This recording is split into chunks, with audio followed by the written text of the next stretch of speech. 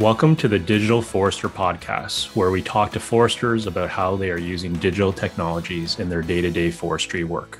Hey, everybody. Welcome to the Digital Forester podcast. Today, I'm joined by Dr. Elias Ayrey. How are you doing? I'm doing good today. It's pretty hot here in Washington today, but I'm good. So let's just jump into it. You were New York at one point, Maine another point, now maybe California. Now you're in the Pacific Northwest. Is this home, or is this just part of the journey? What happened is my company went remote with COVID, as so many of them did, and we just picked the greenest place on the map. And that's how we ended up here in like the Pacific Northwest. So that's awesome. What a beautiful place to end up. But I know when we were just talking before the podcast, you were like, "Oh, I'm just south of Vancouver." I had to clarify, both which Vancouver, I guess, since I know there's two there, but I think you're kind of sandwiched in between the two, but closer to the Canadian one.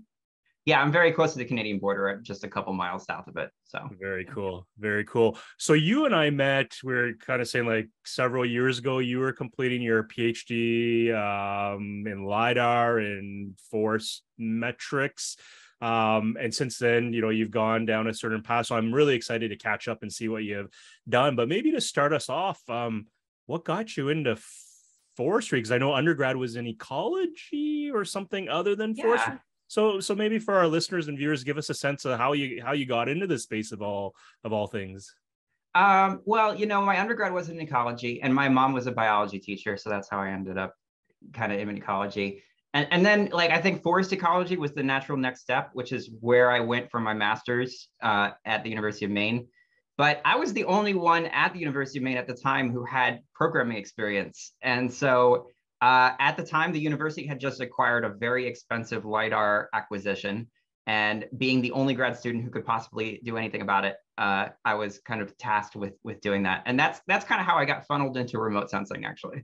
Very cool. Very cool. So where did this, well, I should pause and say currently you are the co-founder and head scientist at Renoster. So we'll get into that a little bit shortly, but before we get there, so programming, again, as we talk to people on the Digital Forester podcast, we see this trend that a lot of the folks, maybe, I don't want to say blazing the trails, people blaze their trails in different ways, but certainly from a digital forester point of view, a lot of yous have coding skills. So where did that really come from? Minecraft didn't exist in our, well, again, we're dating ourselves, but where did that interest come from? That's a good question. I've always enjoyed tinkering, as an undergrad, I did a bunch of programming with photogrammetry for fossil collection, which is just a weird tangent, but obviously parallels because it's the same technology to measure trees. So I've just always been really passionate about tinkering with stuff. Maybe I'm an engineer at heart, but really love the forest. So there you go. Well, that you say that in jest, but sometimes I wonder with some of these digital foresters, are they really just engineers that wanted to hug trees or knew they wanted to be outside more than at a desk? Who knows? So I enjoyed meeting you. I believe it was a conference of some sort. We were chatting and I remember meeting you and you're like, "Oh yeah, I'll just code that in R," and doing all this stuff. And so maybe bring us up to speed in terms of your PhD, your master's PhD. What were you focusing on there? And I think that will help us understand your journey, I guess, into industry and maybe where your interests lie today, but maybe shed some light in some of that research. Yeah, so I did both my master's and my PhD at the University of Maine, and they were both very focused on remote sensing. My master's was all about identifying individual trees and, trying to measure them from LiDAR point clouds, which I feel like every remote sensing scientist has done at some point. Everybody's got their own individual tree algorithm tucked away in their pocket. So after my master's, I stayed on for my PhD at the University of Maine. And there I was really focused on using deep learning. So kind of some of the more cutting edge neural network stuff to analyze LiDAR point clouds. I ended up making enhanced forest inventory maps of about 6 states and the Canadian province of New Brunswick.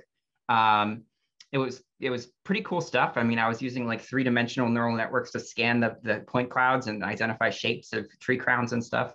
And we actually still use it a little bit in Renoster. After that, I kind of well, after I had made my maps and moved on, I kind of then hopped into the carbon industry. So.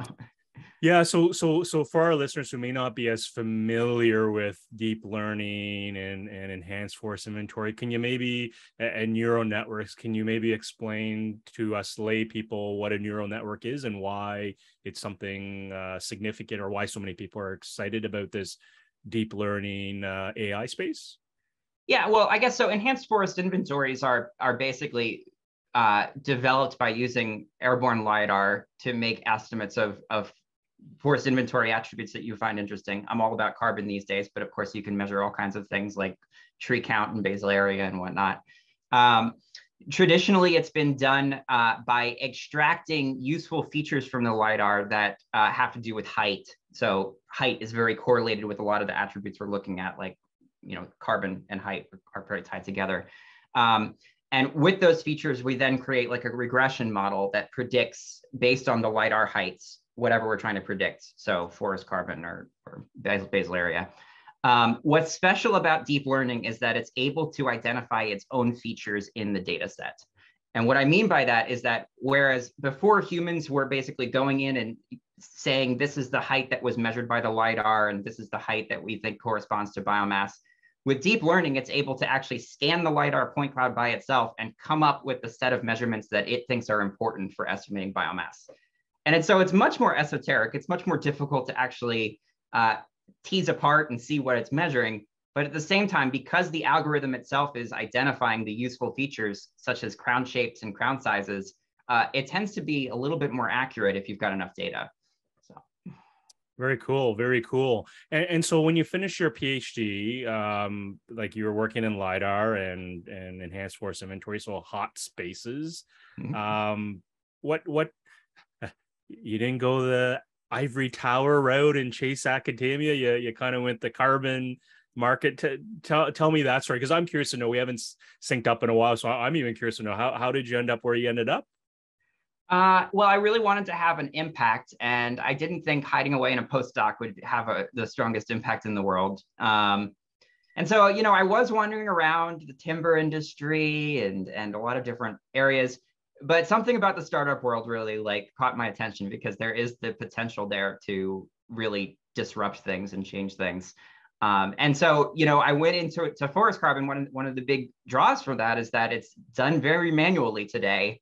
The world of forest carbon, and there's a lot that remote sensing can improve upon. So okay, very cool, very cool. So I'm pumped to have this conversation with you, because I have to claim or represent, maybe, well, I shouldn't say many of our listeners, I'll just speak for myself, but I don't understand the forest carbon.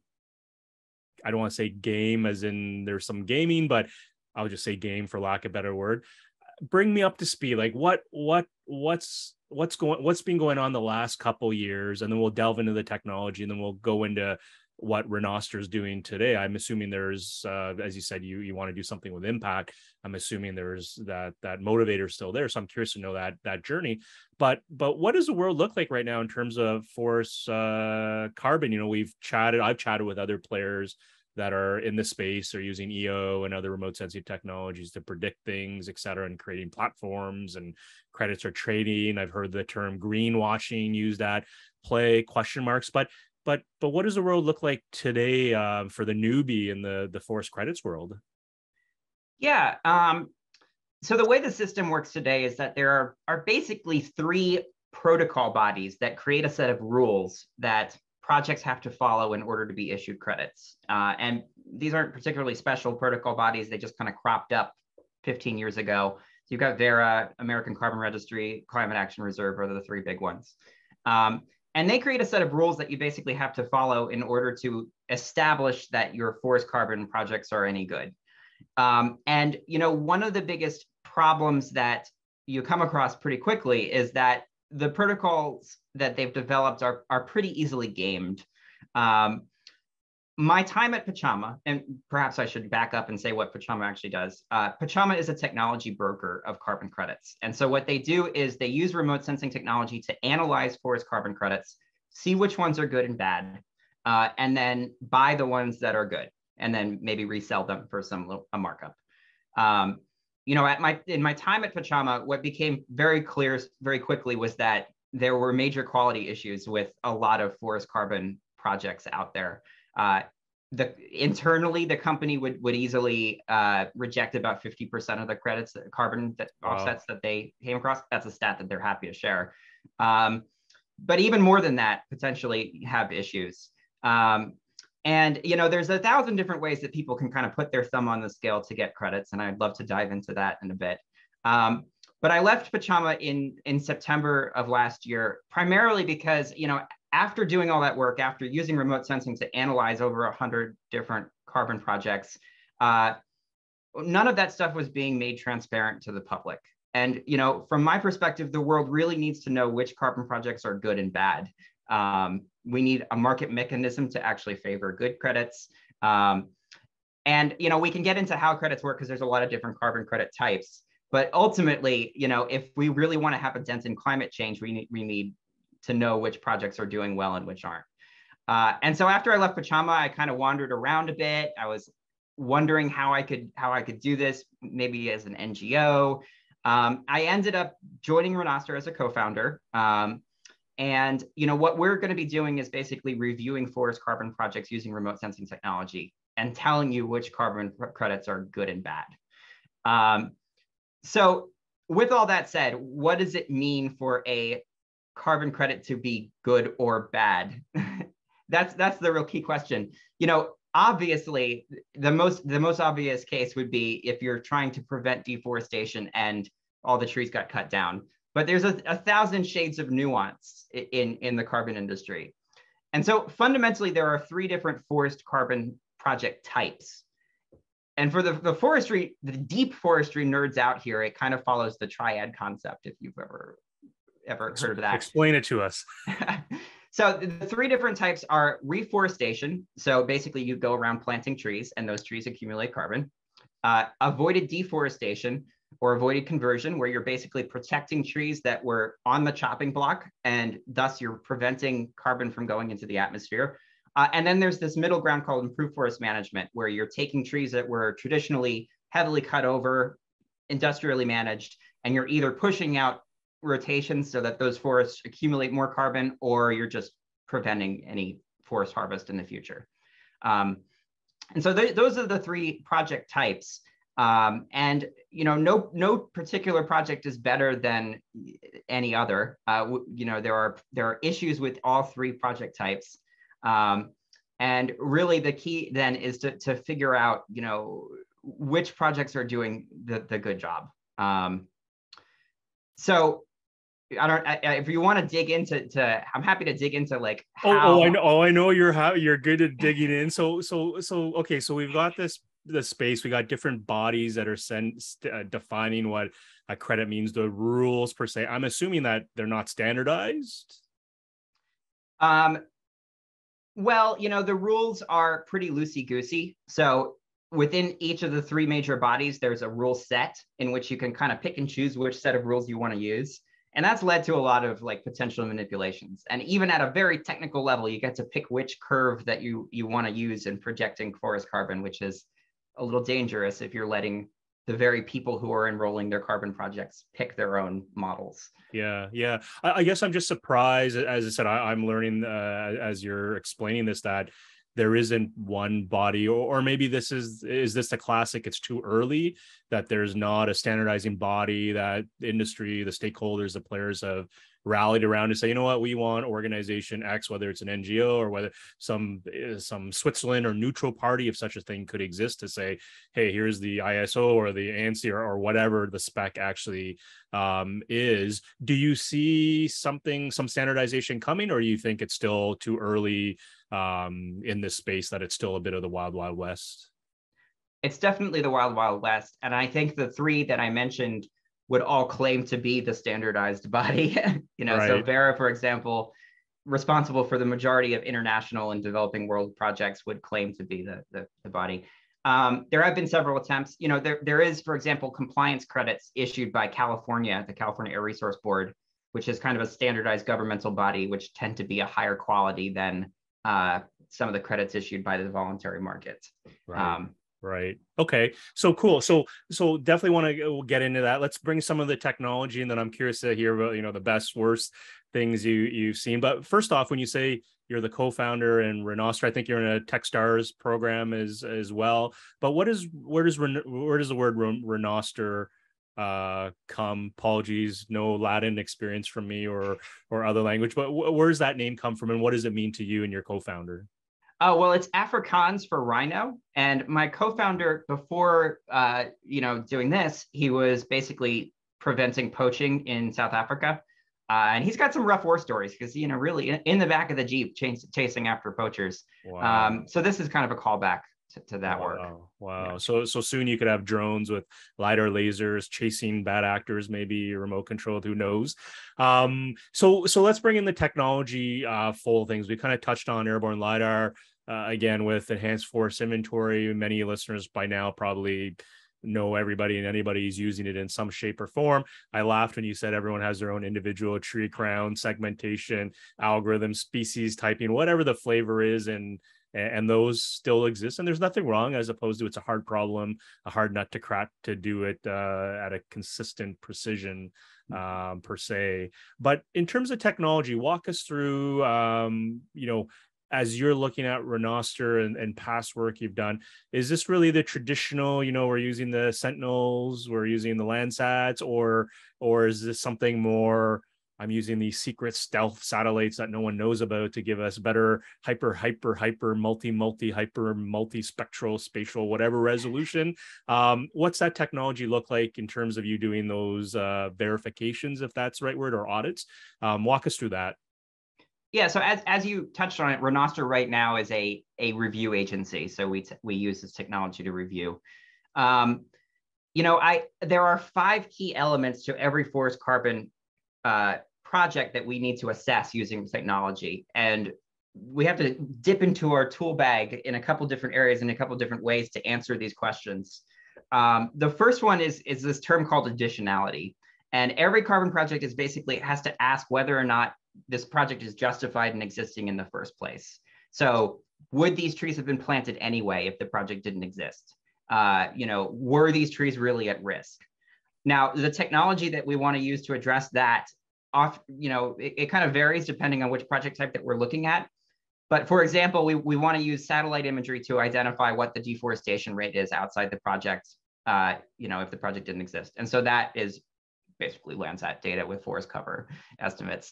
We want to basically be able to detect what the probability of eucalyptus plantations being planted on the site were regardless. And so that basically means, looking at eucalyptus plantations in the region and saying, this is the probability of a new plantation propping up. The second key pillar that every forest carbon project needs is called the baseline. And this is basically an alternative scenario that the project puts forward that says, this is what would have happened to the project if the project didn't exist. And this is actually what the credits are based on. So for avoided deforestation, you basically have to propose, okay, over the 40-year duration of this project, 30% of it would have been deforested. Therefore, you get 30% of the credits. Okay. This is a very hypothetical scenario, and there's a lot of ways that people do this right now without technology. But we use basically remote sensing technology to identify areas outside the project that are very similar to areas inside the project and follow their outcomes over time. And so there's a whole bunch that goes into that. It's kind of this matching algorithm to find similar areas. The next big question is, how much carbon is there in the forest, right? So here we are with our traditional LiDAR inventories. And the other big question is, of course, did they actually measure the carbon properly with their inventory, which is where the comparisons need to come from. The next thing that's often asked is this kind of nebulous concept of leakage. And leakage is this idea that if you protect some set of land, the bad guys might just go next door and cut the trees down next door, and you really haven't done anything. And it happens with all project types. And so, again, we're kind of using tree cover estimates, and then there's a little bit of economics involved about how much timber they're taking off the marketplace that may drive timber prices. And then finally, we want to ask, the question of how long are these trees actually going to be preserved? And this is a concept called permanence. Going into this are a set of risk models. So classic fire risk models, very similar to the land fire program that exists in the United States to estimate fire probability on any given year. Flood risk models based on, elevation off of rivers and then, historical floods that may have occurred. Alongside this, we also want to ask, has there been deforestation inside the project that wasn't supposed to happen? So, were they actually successful? So that's a juicy set of questions, and they all involve different sets of remote sensing technology. But fundamentally, we have to answer that for all the different project types. It involves, yeah. Yeah, wow, because like just thinking of one or two factors alone, or three, my head would be spinning, but you got five right there, and each one I sense already has different flavors.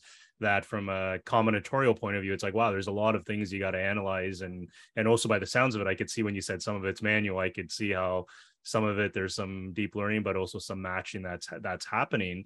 So thinking of that, it's like, is the space working from your point of view, or maybe this term that I keep hearing people say, greenwashing? What does that mean to you, or for the lay person, when someone who's interested in this space hears from the news, that such and such, the ESG space, they're concerned about greenwashing? What does that mean to the average Joe or Jane? Well, carbon credits are being issued for forest carbon projects, and some of them are good and some of them are bad. And when companies buy the cheapest credits or don't do their due diligence about whether or not the projects are justified and existing, then they're kind of greenwashing. They're kind of saying that, okay, we're polluting, but we're doing something about it. But in reality, they're not doing anything about it. And the really juicy element that we might want to get to is, how do people really manipulate these projects? Because that's the fun part. Yeah, absolutely. So why don't we delve into that? Because it sounds like you've been working on a postdoc, maybe without knowing an industry version with all this complexity. But give us maybe to address that scenario of different tricks. Maybe give me the best example that you've seen to date, where this example was true to the spirit of what folks are trying to do with carbon credits, and then the worst one, and maybe that'll give us the spectrum in terms of what the world could be, the in between. But maybe start with the best one in terms of, I saw this one and it worked perfectly, we verified it using these technology, it was all great, and then we'll go to the crappy shitty bleep. Right. By the way, that was my own inserted bleep for you listeners, not a machine bleep there. But yeah, take it away. So actually, you can go on our website, renoster.co, and we do put all of our reviews out there, so you can see which ones are the best and the worst. Some of the best ones are very conservative in their numbers. And so, for example, for an avoided deforestation project, maybe they're taking place right at the edge of the Amazon, where deforestation is creeping in really quickly, but they only think that maybe 20% of the forest would have been lost. And in that case, we're running the numbers with our remote sensing algorithms and saying, for every ton that you buy, you're probably actually preventing something like 2 or 3 tons of carbon from going in the atmosphere. Likewise, the best reforestation projects are these native reforestation efforts. They're tricky to get off the ground, but when they do get off the ground, and when they've got like participation from like local communities, it's pretty fantastic to see. They're removing lots and lots of carbon from the atmosphere. I often like making the comparison between trees and these direct air capture technologies that are out there. Mm-hmm. So there's a lot of people out there like building gigantic CO2 vacuum facilities in the middle of the desert, right? Like gigantic industrial parks. The largest one out there today can remove about 4,000 tons per hectare per year, which is nothing. I mean, this is the equivalent of protecting, maybe 10 hectares of rainforest for a year. Right. Peanuts. So really, trees have the capacity to do a lot for us in terms of climate change. And when people get it right, it's fantastic. In terms of improved forest management, we see lots of cases where, trees were heavily cut over, and now they're being left to grow again. And we've interacted with a number of project developers who are really eager to figure out ways in which they can compute the numbers that are reasonable, because under the current protocols, they can really put their thumb on the scale and get as many credits as they want. And so they're eager to basically say, well, we want to come up with a reasonable scenario that would get a good score under Renoster's review. But we want to be able to say, all right, we're getting half as many credits. These are high quality credits. Right. Yeah.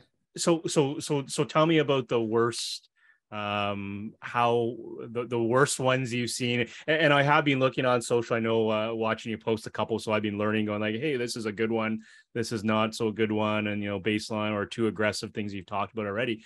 But obviously there's always, I don't want to say bad actors, maybe actors that are not as informed, maybe that's the way I'll put it, that are taking advantage of some of the protocols, or maybe not thinking people can verify or audit them. But what are some of those hacks maybe that you're let's get into it, the excited part, the one you're like, oh, I can't wait to tell you about these ones. Give it to us. Well, it's interesting you say bad actors, because I've met very few bad people in this space. But the thing is, the carbon credits sell for so little that in order to make these projects really financially viable and really like benefit the community or make them work, they kind of have to squeeze as many credits out of them as possible. And so they all go into this thinking like, these credits are going to the right place. It's really important. What we're doing is really good work. We're protecting the rainforest. Let's make this work by, getting as much out of it as we can. So, in terms of the juicy details, I think one of the things I like to do is break it down into the 3 project types again. In terms of reforestation, the biggest issues that we come across are trees that were being planted for timber anyway. So timber companies going around planting these trees and then getting credits as like a cherry on top. Now, this is really problematic. The trees are sequestering carbon from the atmosphere, but if they were always going to go in the ground, then that's not really a removal of anything that wasn't going to take place. Yeah. So the other thing that we see with reforestation is, we often see trees that are being planted on land that was maybe recently deforested. So we don't want people chopping down native forest and then just replanting trees and getting money for that. And then, sometimes these reforestation efforts are not necessarily successful, and the inventory techniques that they use to measure the carbon, kind of overstates their success. And so those are the things that we're looking for reforestation. For improved forest management, to be clear, improved forest management most often happens in Canada, the US, and Mexico. What we see a lot are trees that were already protected. And this is something that's been kind of already highlighted by the industry at large. So there's been a number of big news articles that have been written about the fact that a lot of improved forest management projects are basically taking place on land that was already owned by conservation organizations. So there are instances of the Nature Conservancy owning land for the last 100 years, conserving it the whole time, and enrolling for forest carbon offsets with the claim that they're protecting these trees, and these trees would have been cut down if not for the project. There's a good chunk of improved forest management projects out there that are doing this. And again, the reason that this happens is that the Nature Conservancy thinks that they're doing a good job. They're not awful people. They think that they're doing a good job and they should be, incentivized for it. And the credits, they just don't sell for enough to make it so that anyone who's doing this kind of financially can really make a profit a lot of the time. Another thing that we see with improved forest management is baseline manipulation. And what I mean by that is that, like I said, you have to basically describe a scenario of what likely would have happened on the project if the project didn't exist. And so we see people calling for very aggressive clear cuts, for example. Maybe you're in like rural Vermont where clear cutting on a large scale would be like silvicultural suicide.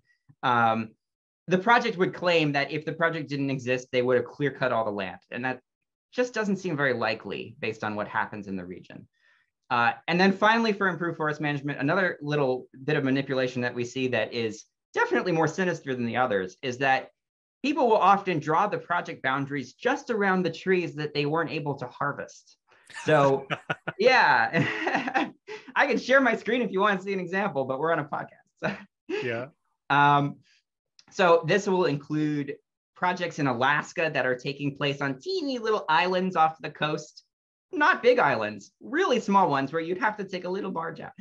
Projects where the majority of their trees are in like deep ravines that they couldn't reach, along roads or developments, that kind of thing. So that's improved forest management, and we're getting closer to the end here. In terms of avoided deforestation, and these are the projects that mostly take place in the developing world. One of the biggest things that we see are projects that fail to actually stop deforestation. And it makes sense, right? Like, it's not always going to be successful. This is okay with us as long as this is properly accounted for by the project's own accounting. And the thing is, there's a number of ways in which they can kind of maybe use worse maps to estimate deforestation loss. Maybe they'll use the Brazilian national government estimates of deforestation, which are a little bit suspicious compared to peer-reviewed literature. And so we want to make sure that if there is deforestation taking place inside the project, that it's actually, being accounted for. The other thing we see are overly aggressive baselines. So some of the most aggressive projects are taking place in like arid mountain ranges where you'd never really want to convert that land to pasture. And yet that's what's being claimed is likely to happen. And then, sometimes, again, a little bit more sinister is they'll mess with the project boundaries. So one thing you can do under certain protocols is you can actually change the actual area that you've committed to protect. And so deforestation will happen. They just walk back their protection. Deforestation happens again. They just walk back their commitments again and again and again, spatially, mind you. So they're actually committing to protecting less. Well, every year they're still getting credits issued. So that's problematic. So that's the juicy details. Yeah, no, fascinating. It's like, part of me listening to you, I'm kind of like, are we, is this a half glass full, half glass empty? We're at that stage where we're trying to do better. And as you said, there's not necessarily bad actors. It's maybe people accidentally using different data sources, and maybe they don't even know there's other data sources available to them. But I guess thinking of one thing you mentioned that I've heard twice on this, where you're saying the price of the credit isn't sufficiently high enough. What would it take to get that price higher? Because I assume that would change the carbon market dynamics a little bit. And maybe this is a newbie question, but when you mentioned that a couple of times, I was kind of thinking, well, if they're all trying to get more, what would it take to increase the value of that credit? Yeah, so it's hard to do the math on some of these, but for reforestation, that's a fairly simple example.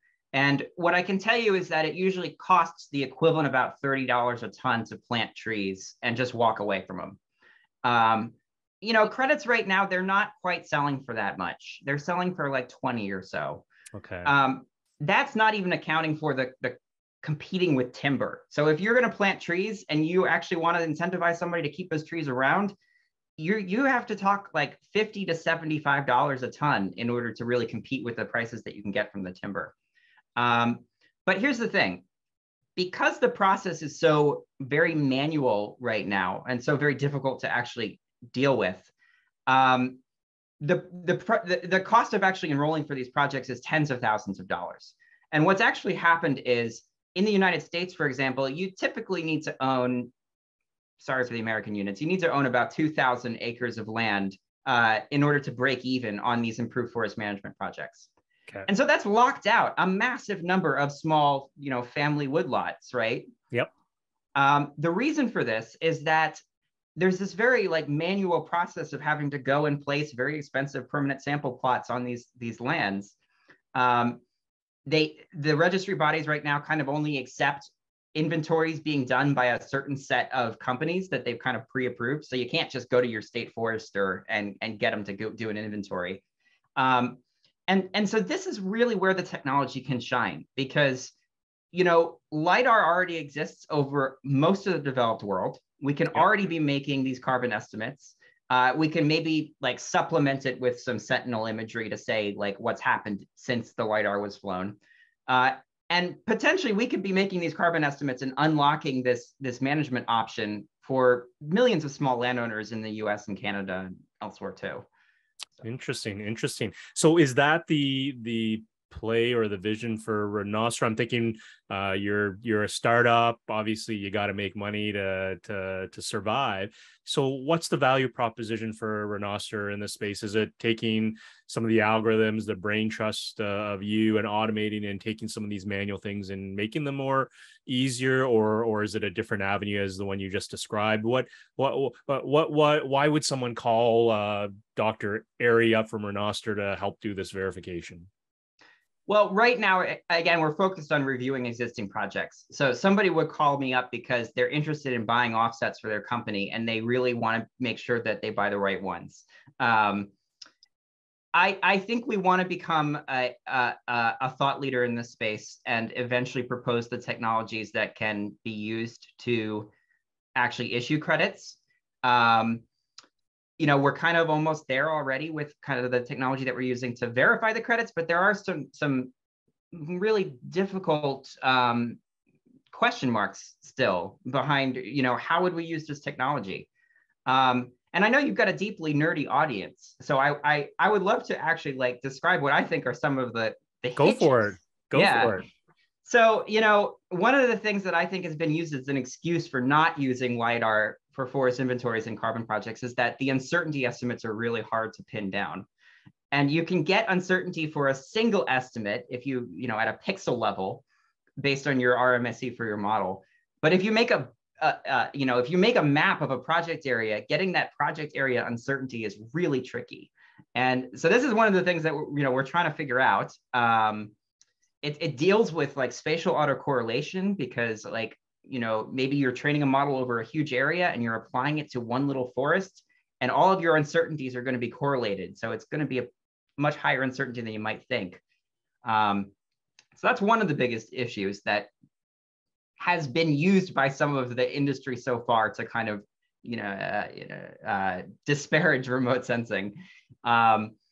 Another big question I think out there is how do we use all of this remote sensing data to propose what likely would have happened to this forest? Now, Renoster has its approach. It uses a nearest neighbor matching algorithm.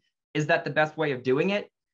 Is there some fancy deep learning thing that could be used to predict where deforestation is going to happen next? It's kind of an open question, I think. So.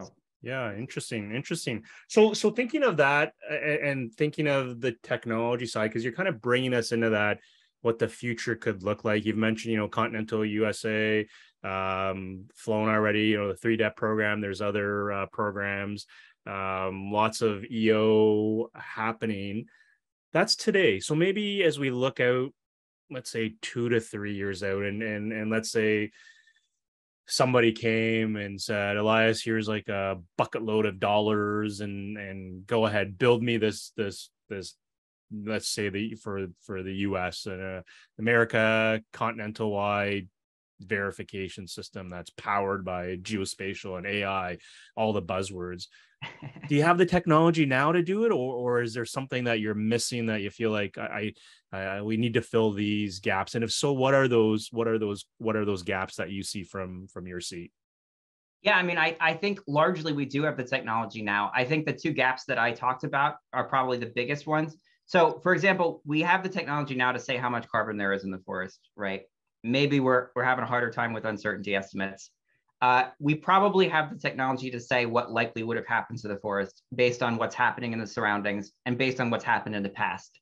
So here we're taking historical Landsat data or something like that. We have the technology to monitor the forest on a high frequency basis. So even with the satellites in orbit now, we can do that fairly well, at least in terms of deforestation. I think that the missing piece is probably buy-in from the carbon world. I think NCX has kind of struggled with that because they're using this technology to try to issue carbon credits, and the challenge is convincing people. And there are a couple of technicals like the uncertainty estimation that I think need to be kind of hammered out a little bit. Right. So thinking of for some of our listeners that may not be as familiar with the Earth observation space, I always pick on my sister. By the way, it's kind of a running joke now. Sorry, Jen, but Landsat dates back several years. They opened up their archives, and because you keep it in for, what happened, and there's that temporal component that we're talking about that really you got to go backwards or wait long enough to then look backwards. But the Landsat, tell me your thoughts when they open that up for the public. Tremendous legacy still going. Where was that? I'm a loaded question, but I assume that was a game changer, right? Where else do you see the need for maybe is open access, open source something that's still critical in your space, or is it more, well, no, largely, what I need for data to do this is already there. What are your thoughts on that? Well, yeah, Landsat was absolutely essential for all of, because we do have to look into the past to say what likely is going to happen in the future. As always with these types of things, I think the biggest difficulty is plot data, right? So ground truth. It's very frustrating to me that a lot of national forest inventories are kind of kept secret. I'm thinking about like making a YouTube video on it, to be honest.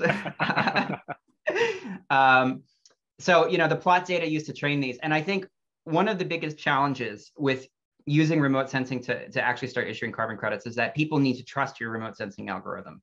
And how are they going to do that? How are they going to make sure that you actually trained it on an appropriate set of plots, that you have an algorithm that's good for that region, if not by having some sort of public plot data set that you can validate against? I've trained a lot of algorithms in my day. One of the earliest things that I made a mistake on as a grad student was training a LiDAR model based on plot data from only state parks where the forests were way high, had way more carbon than they normally would. Obviously, when I go outside of state parks, the model was overestimating by 50%. We need to make sure that people aren't, doing that. So we need a set of standards for remote sensing models to say whether or not they're good enough, where they can be applied. And I really think we need a set of public ground truth data that can be used to validate. When I look out there right now, the two data sets that strike me as being potential for that is, National Forest Inventory data, and then also the JEDI calibration validation data. This is a NASA data set that's been put together by scientists all over the world that may eventually be made public for us to actually play with and verify the validity of our models. So. Yeah, interesting, and for sure, it's kind of funny. All things come back to boots still on the ground, even though we're talking about Earth observation. I know I've talked to a lot of foresters in my career where they're worried about having a job, and I've always said, hey, you got nothing to worry about. The boots always need to be on the ground. It's interesting you bring up the plot side, because at times I wondered, when you think about openness and transparency, I'm thinking, well, I'm going to go cruise my own whatever hectare, 400 square meter, again, acres, whatever plot, to compare and see if apples, what you pump out, is actually what I cruised or measured in the field. At times I wonder, when you think about openness, transparency, do we need to move to more of a I don't like the word democratization. I hear it too often as a buzzword, but maybe volunteer geographic information. You have people that you can pay to go bird for you or record something, right? Is this something, an opportunity to crowdsource maybe some of this data? What are your thoughts on that? Well, that's an interesting question. I mean, I've done a lot of forest mensuration work in my time, and it's not an easy thing to crowdsource. Can we get to the point where somebody is taking a cell phone and like doing a 360 sweep and getting a forest measurement from that? Yeah, I think we're getting closer to that. Maybe not right now, but I think that's in the near future. Okay. Okay. Well, so that's a good segue. 5 to 10 years out, what starts getting you excited? Looking into your crystal ball, you're in the weeds, thick of it. You got the technical chops to code. You've lived, seeing all these, the circus, if we call it. That's not said in a bad way, as opposed to lots of different things, shiny balls in the air. But bring us out to 5 years. What's getting you excited, whether at the EO, whether it's on pure geospatial, or what gets you excited 5 years out, a little further out? Yeah, so I mean, from a remote sensing point of view, what gets me excited is ways that we can replace airborne LiDAR as the king of carbon estimation. Because LiDAR is oftentimes about as expensive as a field inventory itself. And so for all my like prognosticating about how we can use LiDAR, Unless you're actually using the public data sets, you're kind of out of luck. I mean, you might as well oftentimes go measure trace.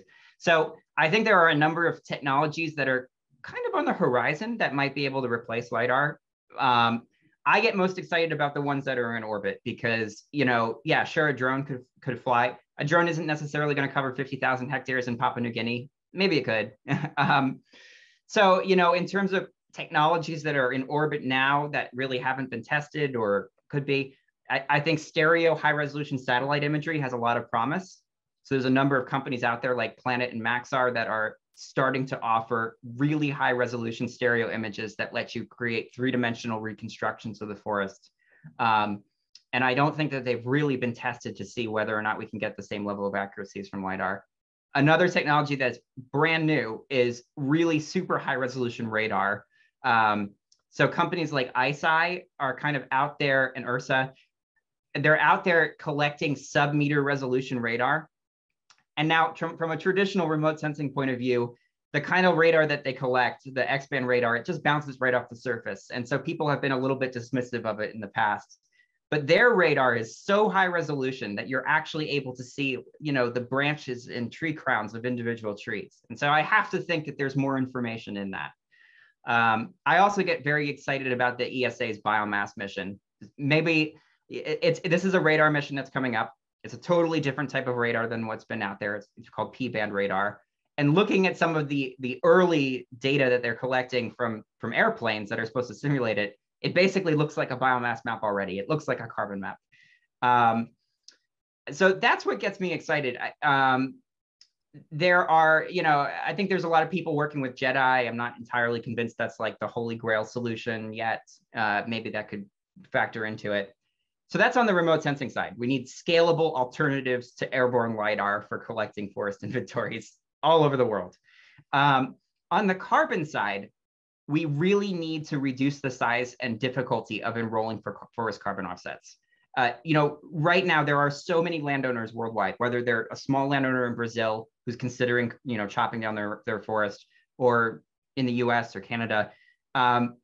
What we really need is like a platform in which they can very easily sign up and almost next day sign a 5-year contract to preserve their forest and get issued credits.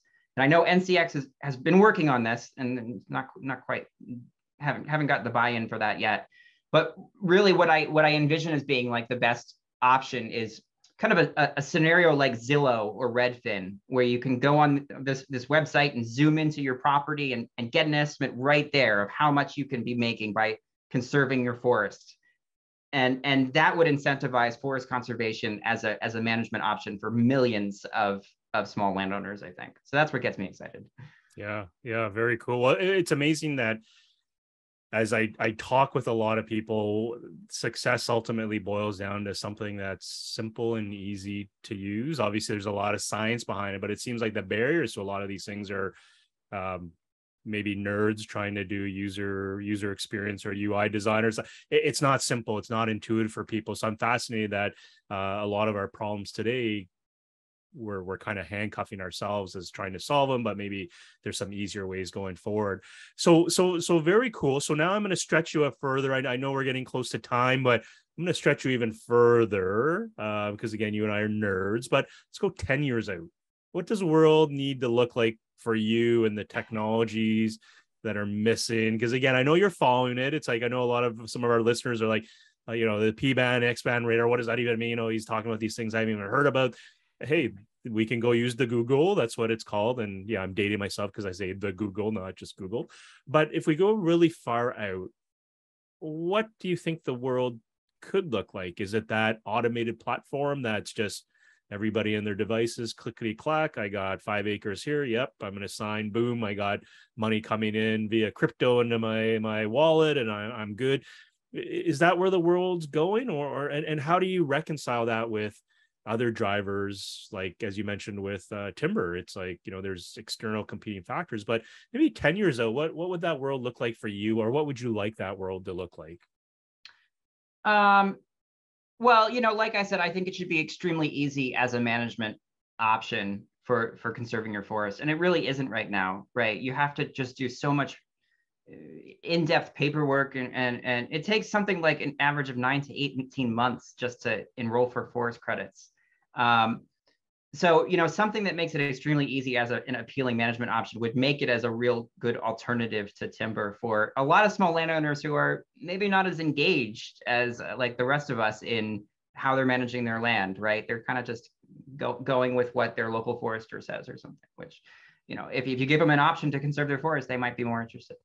In terms of remote sensing, I mean, I envision a world in which we just know everything about the forest. And, I think we're slowly getting there. I mean, I can envision a world in which LiDAR is flown or acquired from space using like single photon LiDAR on a very high frequency basis, like every 5 years or something. And from that, we're able to say exactly what's happening to the forest, everywhere on Earth. A lot of the problems that we've highlighted in this podcast it's all about transparency. It's all about not actually, the end purchaser not actually knowing what's going on in the forest that they're supporting. And if that can be solved with, Earth observation, that's the ideal. So. There you go. Very cool. Very cool. Any topics we haven't touched on? Because I know, again, you can sense the passion in Elias's voice as he talks about this. He's an expert. He's, he doesn't get the head scientist hat at companies he's worked at, and even at the new Renoster company. So this is a guy who knows what's going on. But is there anything, thinking of our listenership, viewership, any pearls of wisdoms that you would want to give them? Or if you're thinking of maybe talking to someone who's listening, going like, hey, it's like, I want to get involved with the game as someone who's benefiting from those credits, or somebody who's on the technology side, any pro tips for any folks, or something we haven't covered for that you wanted to touch on? No, I think we've covered on a lot. Yeah, I mean, if you're looking to get into this space, I think there's a lot of companies that are looking to kind of be disruptive here, and we'll see which one comes out ahead. It's pretty difficult to get in the space right now, but as a small landowner, it's pretty difficult to enroll. But hopefully, in another couple of years, it'll get way easier for you. For sure. And maybe Renoster will be at the front of the line. I can hope so. There you go. You gotta always dream. There, as others have said, there's only possibilities. I'm stealing Ule Gellin from Air Forestry's comment there, that there's only possibilities. So what better outlook to have than that. So for folks who want to, as we wind down, for folks who want to get a hold of you, whether to take advantage of your verification services or whatnot, how do they get a hold of you? What's the best way? Social, email, website? What's the best way they can find you, Elias? Yeah, so I didn't actually say I have my own little YouTube series in which I go on. There you go. Make a plug. Give a plug. Yeah, if you're looking to learn more about how forest carbon works, I do have a YouTube series, which is much less polished than this podcast, by the way. But it goes into like how these things work. You're welcome to contact me through LinkedIn, YouTube. Go on our website, renoster.co. And, there you can see, all of our rankings, how we use remote sensing technology to evaluate carbon projects, and kind of see what we're all about. And of course, you can contact me through the website too. So. Well, there you go. So Elias Ayrey, search on LinkedIn, renoster.co. So RENOSTER. Did I get that right? .co. All right. Your pausing was making me think I got it wrong. But those are best ways to get a hold of Dr. Elias Ayrey. So, hey, it was awesome to connect with you. Love this conversation. I learned so much. Super pumped to see your outlook on the EO space. Some folks are saying, EO is something coming to age, but there's just so much innovation in that space. And as you said, some will be winners, some will be not the first ones to the finish line, I guess might be the polite way of putting it. But thanks so much for sharing your thoughts. Really appreciate it. All the best up in Pacific Northwest. Looking forward to connecting with you at some point. And as you said, those YouTubes are awesome. I even watch them. They're totally cool. I always enjoy learning more and more. So Elias, thanks very much for your time, and all the best. Thanks for having me. Cool. Bye for now.